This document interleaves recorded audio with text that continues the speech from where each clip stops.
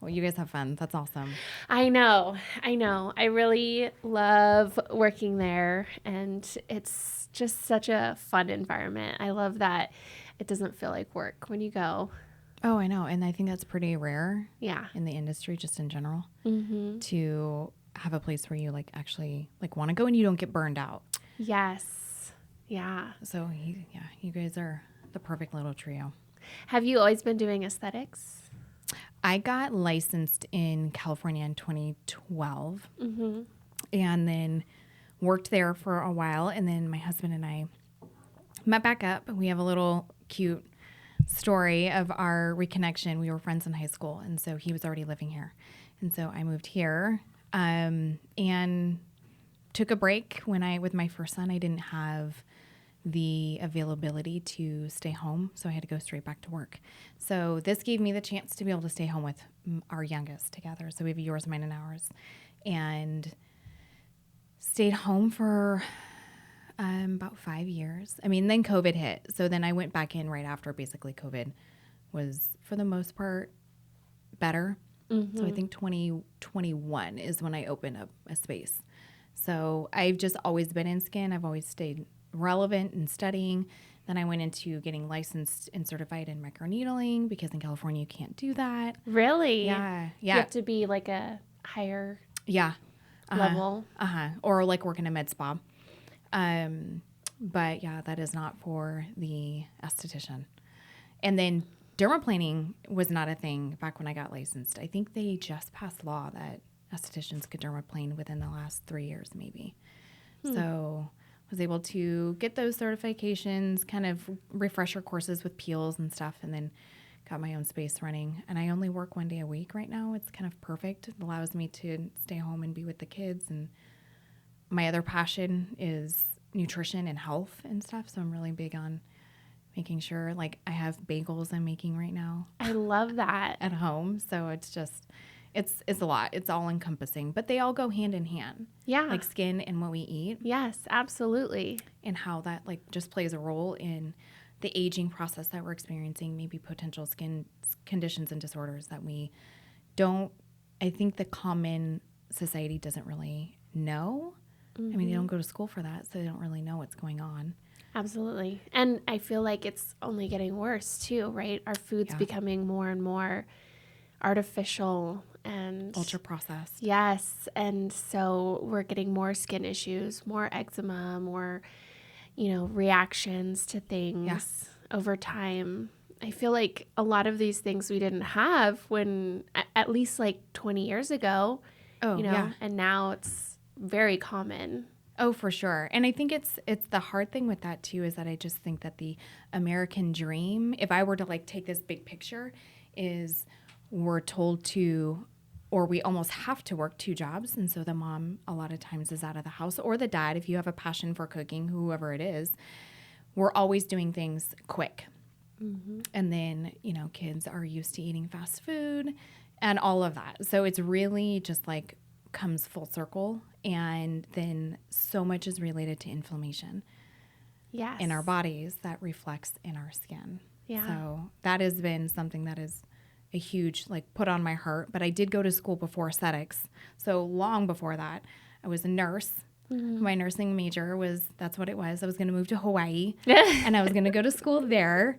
And then, my story turned, and then I went in, I took 1 class in nursing school for my prerequisites, and that was a nutrition class. And I was still on my path for nursing, but that stuck with me. And so I knew that was something I wanted to do. So when I decided nursing wasn't for me, I went into holistic nutrition. And so that's kind of where and why that's just played such a big role in my life and my poor children. They have to put up with me and all the things that I put in my muffins and breads and making things from scratch. So I love that though. I feel like we need to start waking up more and thinking about making our own food and producing our own food, things like that. It's hard work, but it's worth it. Yeah, and I think starting from the beginning of just like what changes can I make right now rather than trying to take all of it on, because then that is so overwhelming. Like sourdough is such a big deal right now, and trying to take that on and feel like you've accomplished something, but making bread. And so our family has tried to remove seed oils. Yes. So that is such an inflammatory oil, like the oils just in general is so inflammatory in the body. And that causes so many things. And so when we removed that, I'm like, it's literally in everything. Breads, like everything. So I'm like, okay, so now I'm trying to make my own sandwich bread. I mean, it does take time and it can be overwhelming. But I was just listening to a podcast myself not that long ago. And they're like, just start with something. Like, don't try and take it all on. Start with what you can. And then take on the next thing, and then really taking the time on the weekends or whatever day you have off to kind of meal plan and prep for the rest of the week. So and then in reality too, it really does save money. Like we're in a place right now where we can invest in, like we don't want to have to invest in all of these takeout foods, but we find ourselves not having time because we're so busy. Yes. Yeah. So. I think that, starting small and doing your little one thing at a time and cutting out certain things one at a time. Right. So good. Yeah. And understanding that not everything is bad for you, like eggs and those kind of things. You know, we always heard about like cholesterol and all these things, but actually it's really good for you. I know. The tide is turning, though. I think is. people are starting to understand that maybe the food pyramid is not, back when it was first made, is not what, I mean, that's a whole other rabbit hole, but it's not what it used to be. It's really, truly not what's best for us. And I mean, you could look at that going way back into evolution. Thank you. Back in evolution, when like hunters and gatherers, we didn't have access to wheat and flour and processed foods, so our bodies don't know what to do with those things. We eat a lot of meat. Probably eggs, like all of those things. Like we need to go back to a little bit of the roots, and I think that's why some of these diets are so popular, like the keto diet. Carnivore diet is so big and popular because they're starting to see how our bodies are actually responding to that on a healthy way. And you look at it too, is you hear some of these people talking, I've been on the carnivore diet and my skin has never looked so good. But it's like, well, why? Let's take it to the next step and ask, why is it? And so you could look at that with our food, but you could also look at it as like how and why is our skincare going in the way that it is, with all of these preservatives and additives and waxes and fillers into our skincare that may be looking good initially, but long term is actually potentially de-aging, like aging us and causing skin like sensitivities and issues. So we need to start looking a little bit full circle here, and maybe why is that? And people are producing skincare for the vast majority, and people are just getting plugged in to this box that I'm just going to go to Sephora or Ulta. And not that all of those products are bad, but they're trying to say, well, oh, I want this product because it's supposed to do this, and I saw this person advertising it or is an influencer, and so I need to go buy this product line, and they put themselves in this box, really not understanding skin themselves, and they're just going to go buy it because they saw so-and-so advertising it. And I think that's the scary part too, is so many people just jump on fads without doing research and truly understanding what they're doing and the why. They just, I saw this on TikTok and I'm going to do it because someone said it works. It's like, no, don't do that. Especially when you see that there's like 10 to 12, 15-year-olds using retinol. Yeah.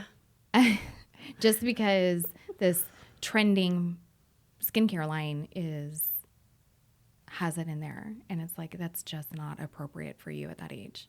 I feel like skincare is getting, like, people are looking more into skincare younger and younger. Yeah. And it's this new fad thing to do. But Mm-hmm. really, you can do some harm when you start using too many actives too early. Right. And it's not beneficial for you. Oh, no. And I mean, it's great that they're trying to develop that routine and habit. That's fantastic. But let's keep it simple and basic. Like, what it's more important at that age is really just developing the routine and habit than it is necessarily let's jump on board with all of these heavy product lines that are just flat out too old for you. You just do not need those product lines yet. Right. So I think unfortunately, that is kind of the disadvantage of social media and the influence, that we just feel like we need to start doing these things at a young age. Or, I mean, I had a friend message me a couple months ago, and she sent me a photo of her face, and it looked like she had a severe burn on her skin, and it was so bright. Yes, she leans a little on the sensitive side, but we need to look internally sometimes with why our skin is responding that way.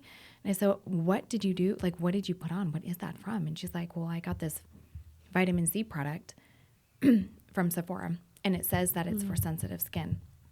I was like, okay. And she's like, Amy, it is so painful. Like, it hurt her, like her skin hurt for like 5 days, she said. Just took so long. And she said, this is the worst reaction that I've ever had. And I think that's the unfortunate thing, is that people are either, I don't exactly know why. I think maybe there's this misconception with going to a licensed professional that their products are going to be more expensive, but than going to Ulta or Sephora. And that may be in some cases true, but at what cost? Right. Like having a serious reaction where you can't even go to work now, because that's what she said. I had to take a couple of days off of work because my skin looks that bad and it hurts.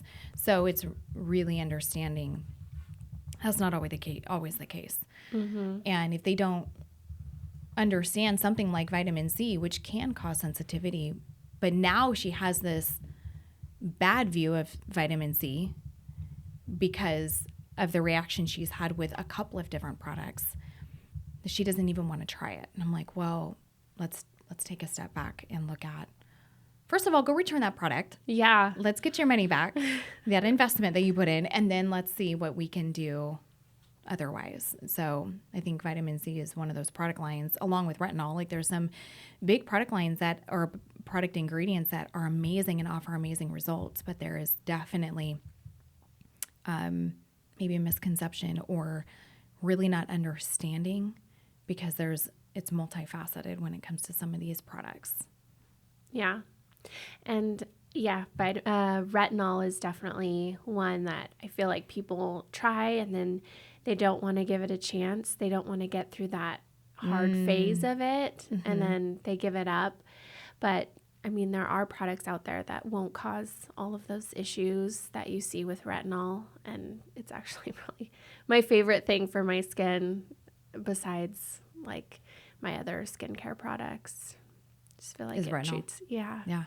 Just treats so much different issues. But yeah, well, and I feel like there's sometimes there's two types of people, and then there's maybe someone in the middle, but you have people that want to overuse because they really want to see results, and so they're going to go gung-ho on their vitamin C and their retinol, and they're going to use it every single night rather than allowing their skin. I was listening to some of my training videos with a new product line that I brought in, and they brought up a perfect example of when you are using product lines that have these active ingredients, you need to view this just like you would with working out.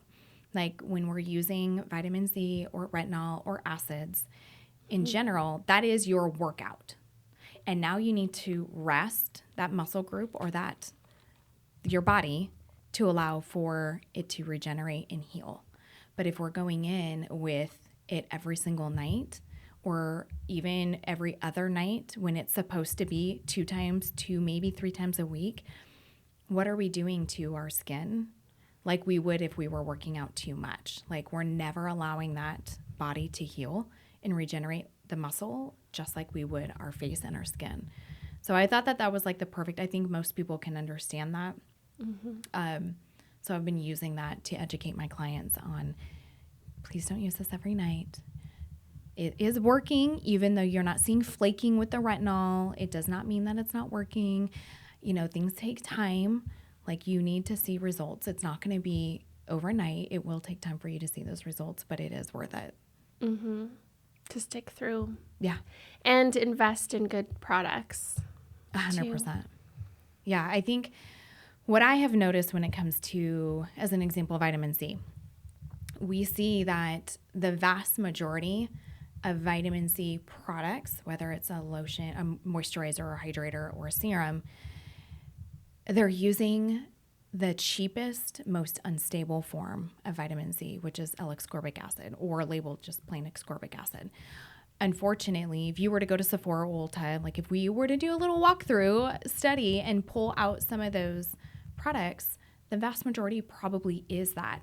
And so when I called up the pharmacist, and I was just wanting to make sure this week, like, let me ask you a few questions like about this. You're a pharmacist, you know, he's a cosmetic chemist, like he makes his own line, and he's a nutritionist also. He's fascinating. So I'm like, I just want to understand this a little bit better so I can educate my clients more. And he said the fact that companies use ascorbic acid as their form of vitamin C is probably one of his biggest frustrations in the industry, just in general. He's like, it is criminal, basically. Like, that's how much he felt about this, because we really don't understand that it might be a good form in like naturally, but when we're making it, it can say that, but just across the board with vitamin C, we don't know truly. It will say like, oh, it's 5 to 10, maybe 20% most. But usually it falls between the 5 to 10% of vitamin C in the product. But over time, it starts to diminish. So from packaging to opening that bottle, it is diminishing. And then from over time of you opening it and using it, it's continuing to diminish. So there's that. But it's just the simple fact that it is unstable. And so for your viewers, like, instability of that, like, on a sciencey term, like, we need to fill that, because of the instability can cause aging from the pure fact that it is, we're losing that electron. And so then that can cause oxidative stress. And that is why it's unstable. And so when we create oxidative stress in our skin, that can cause sensitivity, that causes aging over time. And so we're not really thinking about that because we just don't know, right? Like, right. And it could be happening and you have no idea. Like, oh yeah, you just don't know. Well, and I think exactly to your point, like, you just don't know.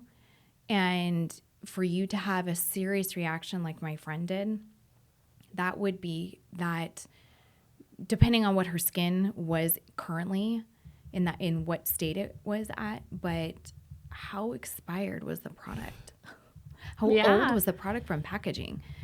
So in order for her to experience that level of a reaction, like, yeah. And so she showed me the back of it, and I was like, yep, that's ascorbic acid. Let's not use that. And so, you know, when I was doing some research on just vitamin C after that, I really wanted to educate myself more on it. And so I was like looking it up, and I'm like, there's no wonder why people really, it's just confusing. There's so much out there, and there's being so much pushed on you.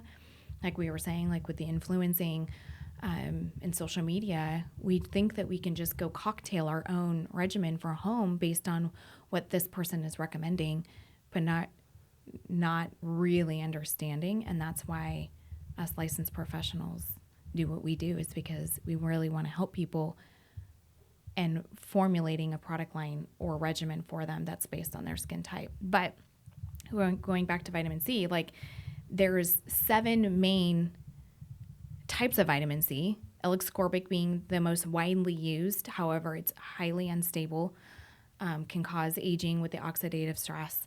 The percentage diminishes quickly. But then there's also 3 different forms. and like delivery methods. So there's like water soluble, there's oil soluble, and then there's fat soluble. So if somebody is unable to come see a licensed professional, learning to read the ingredients would be like probably my biggest recommendation is, okay, so now we learn that L-ascorbic acid is not the best choice. So what would be? Okay, then let's look at, if you're really looking at wanting to deliver results, let's go with the fat soluble, because in overall, that's going to penetrate deepest into our skin. That actually hits the dermis. And so it's going to be offering the results that we actually want and the reason why we're investing in our skincare. And then the best form is the tetrahexyl decyl ascorbate. So it's like THDA is the abbreviation. That is going to be your best vitamin C form. And then I have one that is also fat soluble. It's the only one on the market that combines both. However, there is a lot of them that are like oil or water soluble of the THDA. So that is going to be offering. So for everyone watching, they can start looking at the back and then just trying to educate themselves a little bit more. Try and steer clear of the ascorbic acid. I'm sorry, people, that might be a little controversial, but it really is the truth. Yeah. And it's important that people understand, I mean, you're spending all of this money at Sephora or Ulta.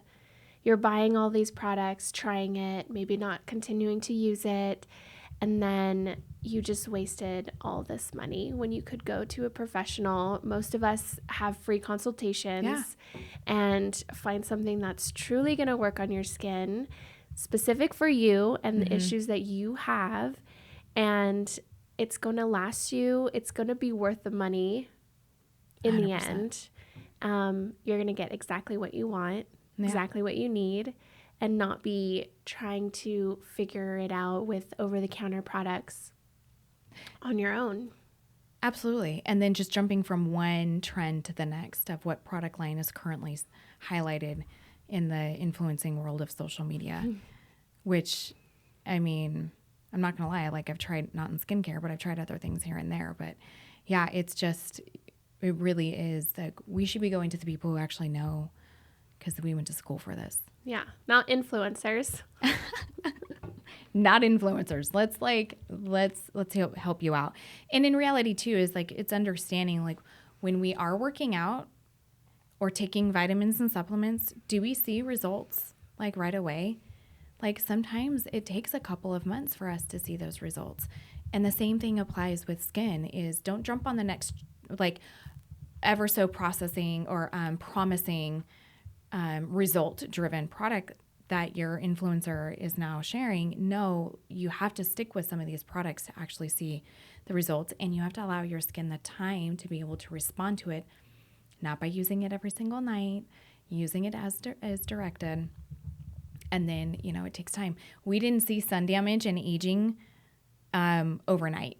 That took time for us to develop, so we're not going to expect those results to reverse itself just within, one bottle of use. Like sometimes it takes like reapplying.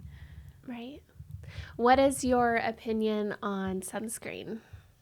That's a hot topic. I know, because I feel like, we're encouraged to wear sunscreen all the time. And then some are saying, oh, well, you should expose your skin for this amount of time during this day or this time of day.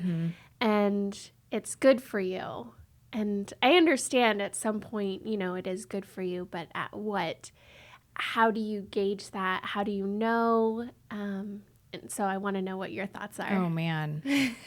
I feel like I kind of go with both. I feel like I take a combination of those thought ideas because the hippie in me is like we need 70% of our body exposed to stimulate the hormone, the vitamin D in our body and that helps with so many things in our overall immunity. So there's that side of things. But then there is the whole topic of the ingredients of vitamin C. So if you're going to ask me specifically, I lean more on the zinc side.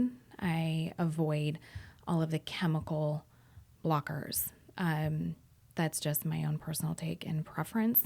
So if I'm going to be out in the sun, 100% if you've just had, I'll start with, if you've just had a treatment, please wear your sunscreen. You are going to do more damage by going out in the sun. Please wear your hat.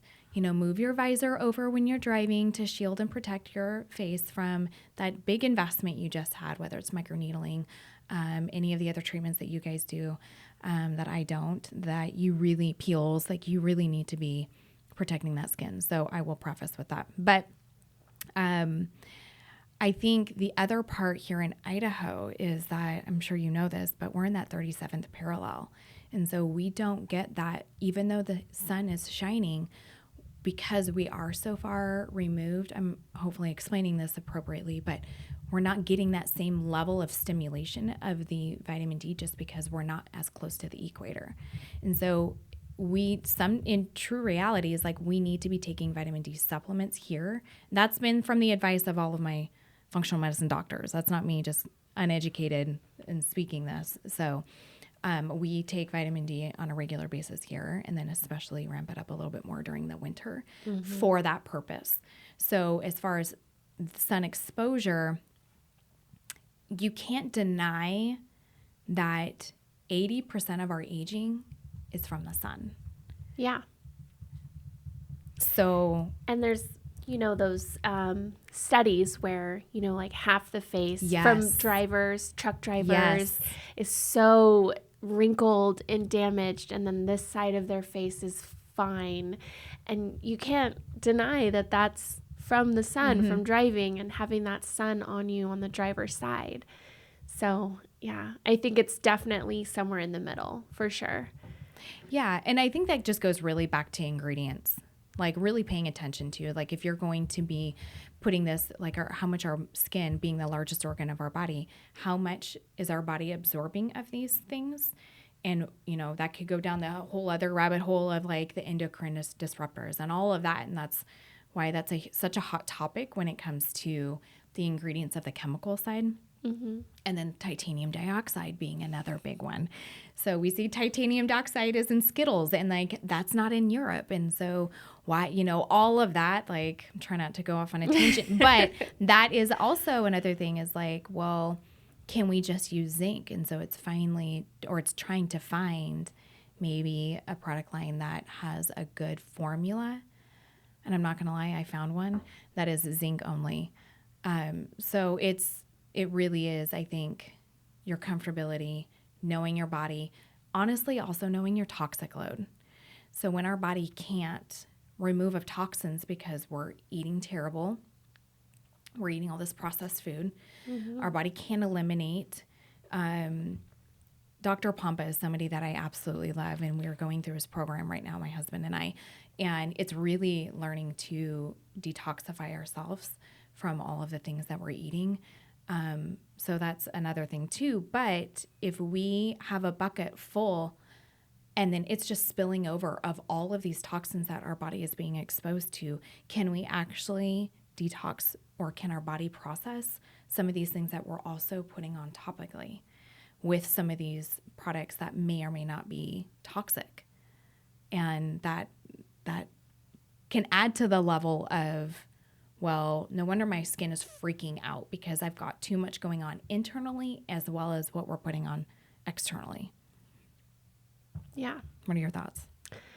I agree. I mean, I think we're getting to a time where we need to start looking at these things, ingredients, and figuring out what we're putting in our body and on our body, and that's causing all of these issues that we didn't have not too long ago. So yeah, I mean, 50 years ago, you look at these people, they are aging because they were literally putting baby oil on their bodies, or tanning oil, and that had like 5% SPF, but they're going out into the sun and baking and laying out all day, but they were all not dealing with obesity because they didn't eat what we eat now. And so I really feel like in a lot of ways, we're kind of living in a state of a perfect storm because internally and externally what's going on. So, to my point earlier, it's like, let's take one thing at a time and kind of move on. But skincare being its own world of what is something that we can eliminate one thing at a time. Well, one thing you can eliminate is stop going to buy things that you just don't know whether or not that's good for your skin. And, acne is a whole other topic too, because somebody who has acne, a lot of that's internal, some of it's genetic, some of it is, a lot of it's inflammatory things that are going on too. And so that is its own thing. But you see these poor kids and even adults dealing with acne, and they're just trying the next thing, putting all of these harsh additive ingredients on there and highly active ingredients onto their skin, and it's just going around in circles. They might have a slight improvement in their skin for the first week, and then it starts freaking out again because it's never having the chance to heal. So it's really needing to go see. Again, we'll preach it until we hit the grave. You really need to be going to a licensed professional to understand like really what is best for your skin. The skin is not just a really simple topic. There's so much involved in it. So what are your takes on collagen? Don't you feel like that's another really hot topic? It is. I feel like, collagen powders mostly is what I've been hearing a lot about. And so what have you been hearing? And then I'll share it. Just, that I feel like it's a big thing now. And for me, I feel like, okay, well, how is it going to be absorbed? What type of collagen is it? Those are my big questions when it comes to people asking me about collagen. I like the idea of stimulating your own collagen and kind of doing that micro damage with microneedling and things like that and doing it that way. But I don't know much about oral collagens. I just know that when patients say that they're going to start taking it or they are taking it, I just encourage them to, okay, well, make sure you look into how it's absorbed and how much is being absorbed and what type of collagen it is and things like that, so that they're not wasting their money on something that's not going to work. Right. Well, I think there's a couple of things when it comes to like any supplement is, to my knowledge, collagen would fall under a supplement.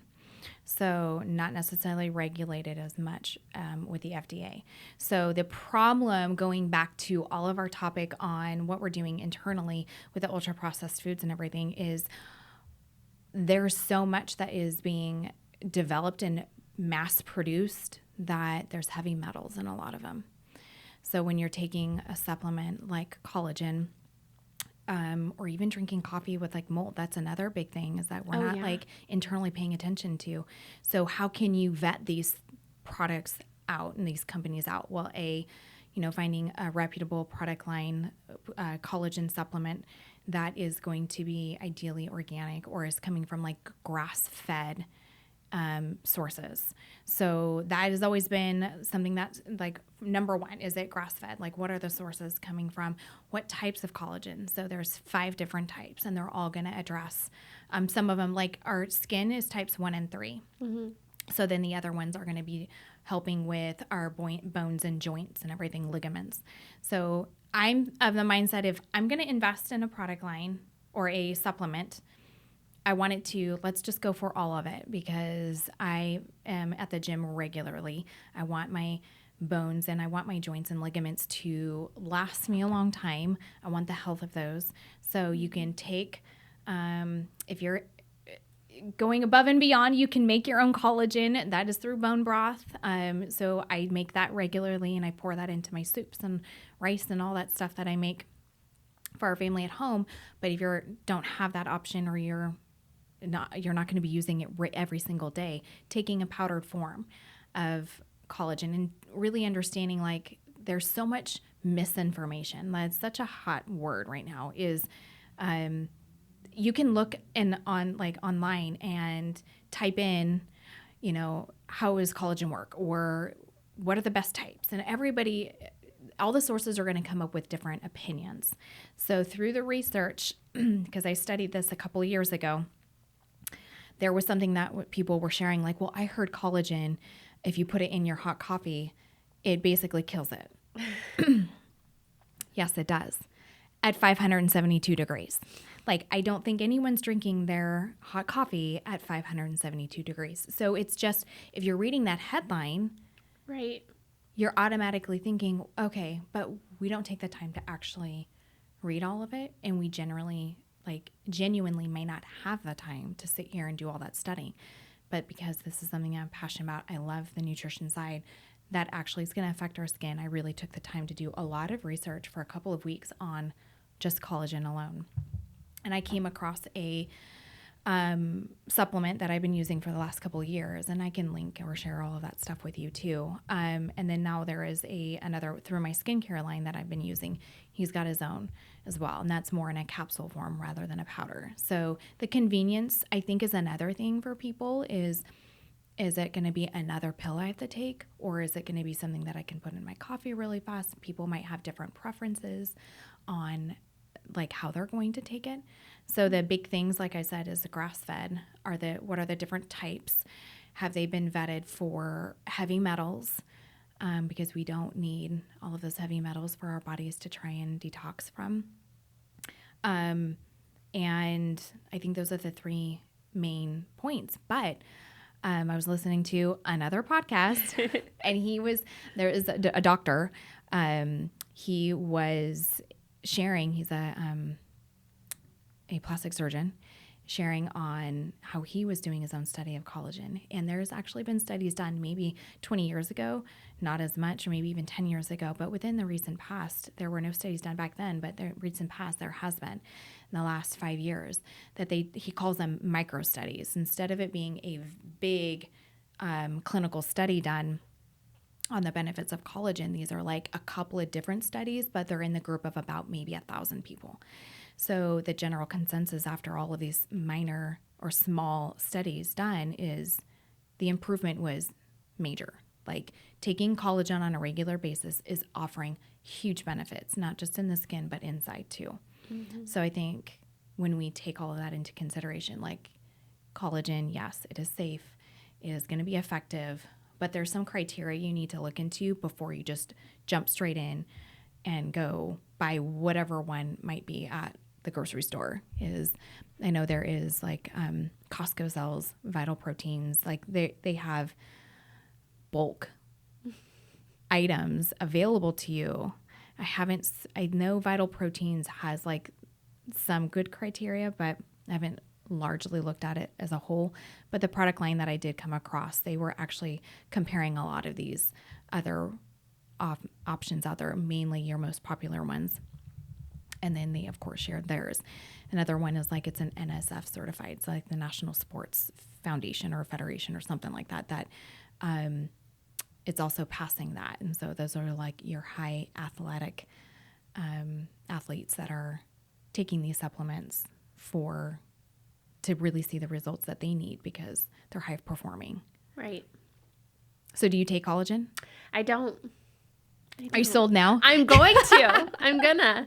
You're going to send me the link and I'm going to look into it. I will send you the link. Yes. Yeah. Yeah. I think that it's good. And just going back to, it's like, what can we do internally to help our skin and really have it come full circle for us?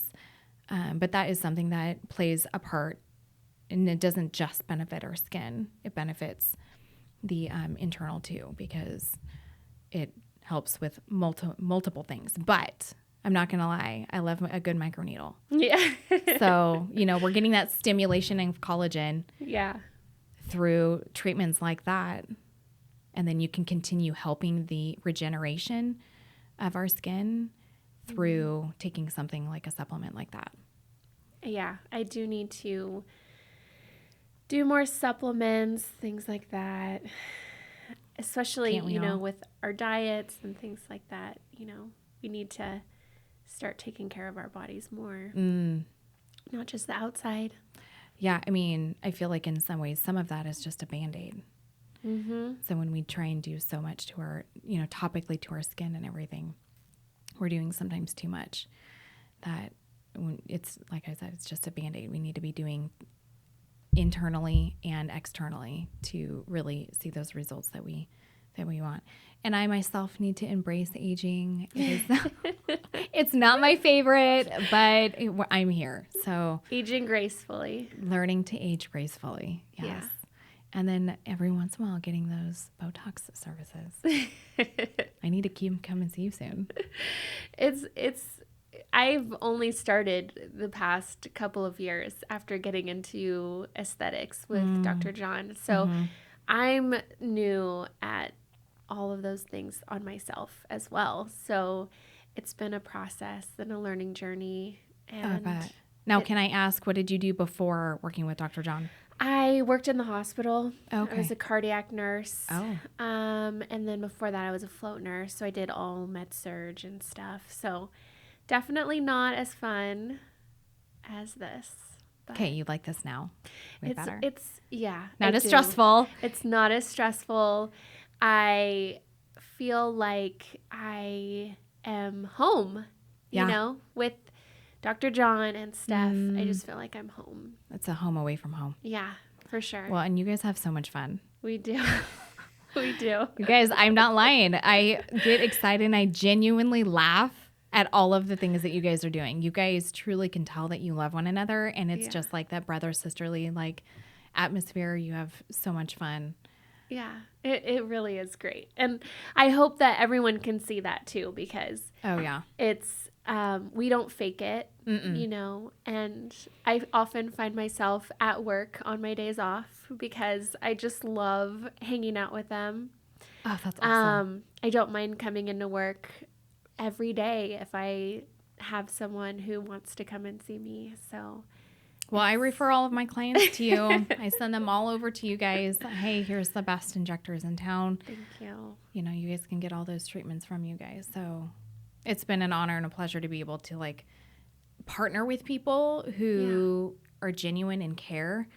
And what I think I've appreciated about your guys' office and clinic is that you guys are educating people on the options, and then you're not trying to push the next product or the next most expensive service they can do. It's like you guys educate, and then the people get to make that decision that they want to. And it's like that whole informed consent, right? It's like you need to be informed about what you're doing and not being pushed to do something and promised. I think that's, what is that phrase? Like under promise, over deliver. Yeah. So it's like, you know, when we're able to go to a place that is truly and genuine, like you guys are, and not promising a bunch of things that we see in the world and then social media and influencing, is like you guys are amazing. Yeah. We strive to, you know, keep you aware, and we just want you to embrace your natural beauty. We don't want to overdo you. We're not trying to sell you a million things. So I really love our path, and we love helping patients. So even if you feel like you can't afford certain things, we try and work with you just so that we feel like everyone deserves some good skincare. Oh, for sure. And would you say that you agree with the whole idea is like, if you had to pick between skincare or services, what would you have them do? I would say, I don't know. Yeah, that's a hard one. That's a hard one because I feel like they go hand in hand, right? Like you can't, it's like going to work out, but then eating McDonald's.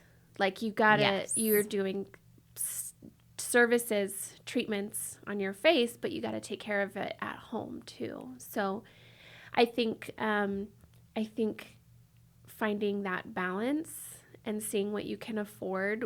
I love making treatment plans for patients and helping them if they really can't afford certain things. We will help you afford that skincare. And so, doing both. That's not an option, but both. Yeah, I mean, let's figure out how we can make it work, people. Yes. Yeah. Absolutely. No, I think, and I just, all that I've learned and studied is that microneedling is hands down one of like the best things, and it's not crazy expensive. It's not. I think people even if have you're this doing idea. it, twice a year, Mm-hmm. you can save and do that for sure. Oh, absolutely. Yeah. Well, there was that study done not that long ago. I think it was in 2008. So yeah, it's actually been a while. But, was that 4 services of, so you do them one a month. And I love Dr. John's explanation because I was like trying to ask him about the opus treatment that I did with you guys. And so I was asking him, like, do I have to, like, what does that plan look like? And he's like, well, once a month. And so he was explaining to me, which I explain now to my clients, even though I don't do opus, I do microneedling, that you really need to hit your service, your next appointment at every 30 days to really have the trajectory of your results be even greater than allowing that our natural aging and cellular turnover to then go back down. So you really want to have the results be at the best. But the microneedling just in general is like you see that when you do a treatment of 6 months after that, your collagen has gone up 400%. Yep. I love that study. It's the coolest. Yeah, it really is. And you don't think that just goes to show you don't need to do the most expensive treatment to get amazing results. You don't. You have to be consistent. You have to take care of your skin outside of those treatments. Yeah. And consistency is key. If you really 100%. want it to be your skincare journey, you have to come up with a plan and stick to that plan, and you're going to see amazing results no matter give what. It time.